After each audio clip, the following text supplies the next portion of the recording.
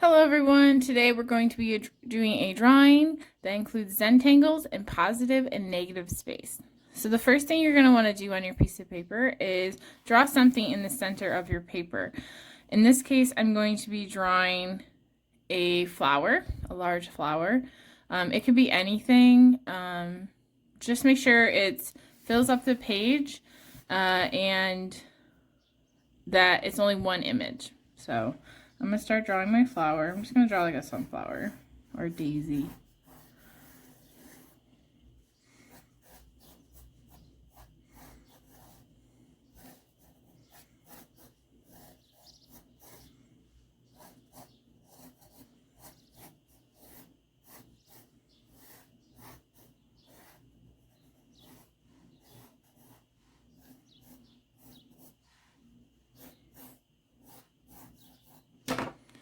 Alright, now that I have that, I'm going to add my stem. I'm actually going to draw some leaves coming off of here too. Like that. Alright, now that I have my initial image, I'm going to kind of draw a line down the center. And it's okay if it isn't perfect on both sides. Nobody's perfect, right? So now what we're going to do is I'm going to talk about positive and negative space. So when you create an image, such as the flower is our positive space. It's what we wanted to create, or in my case, what I wanted to create. Now this area around the flower becomes the negative space. It is still space, an area, but it's not exactly what we wanted to create. It's the area that's left behind. So what we're going to do with a black marker, or if you have a regular marker, that's fine. You're going to start on one side, just one side, and you're going to fill this area up with Zentangles. We've been practicing with Zentangles. Remember, making Zentangles are patterns with lines and shapes.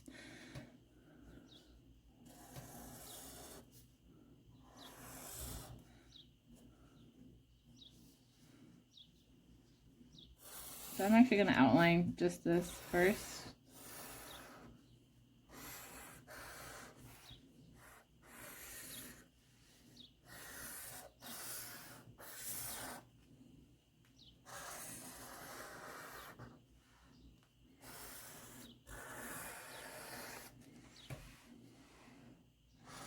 So with these Zentangles, I'm not going to pass the middle.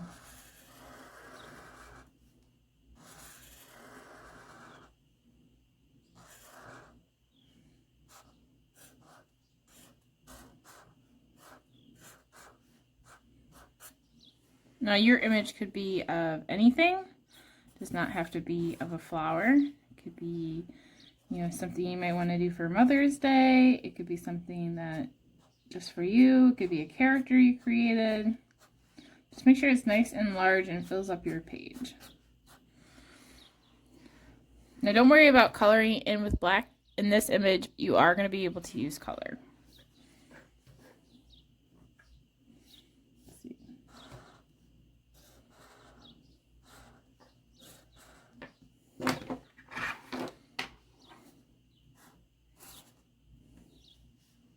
I'm going to do that one every other.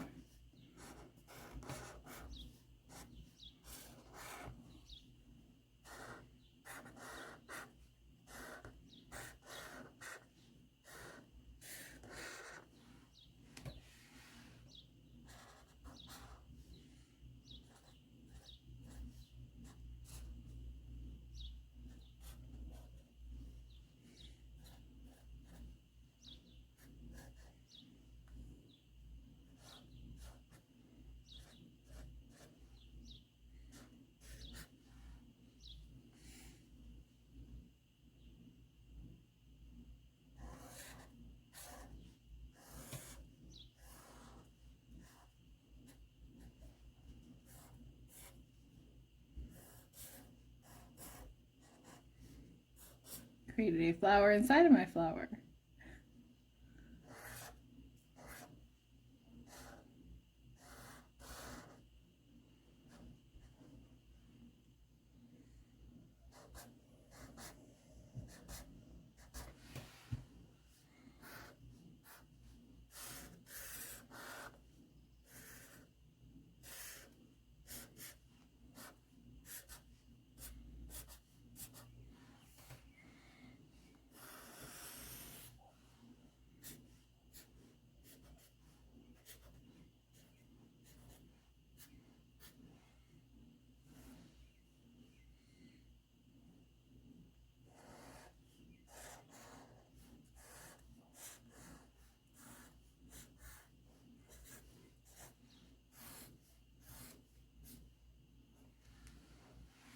Okay, so here are my Zentangles within a space. I'm going to leave the outside alone.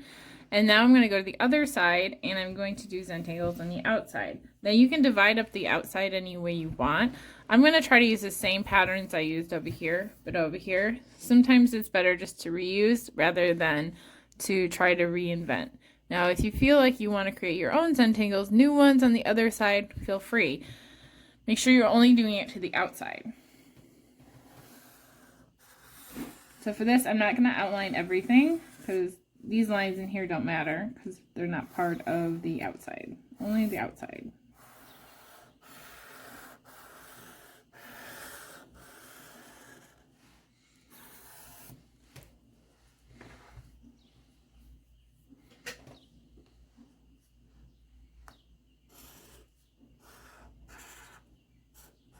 And when you're creating your Zentangles, you don't actually have to create a clear end and a clear beginning. Like even though there's no end here, maybe I can go into the next one.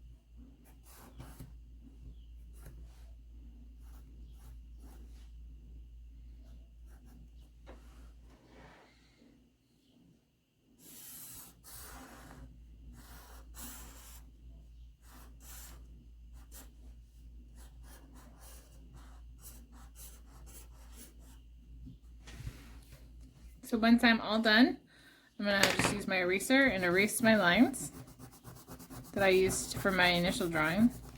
So you're probably like, well, you got rid of that circle. Well, that circle didn't really have anything to do with the background or that negative space, so I got rid of it. Now this is another one of those drawings that if you feel like you're comfortable enough to just do it in Sharpie and to bypass actually drawing the Zentangles, I would recommend doing that. It's a lot quicker. All right, now that I have my drawing, my positive and negative, I'm going to go ahead and color. If you want, you can color. I'm going to actually color my negative space on one side and my positive space on the other side.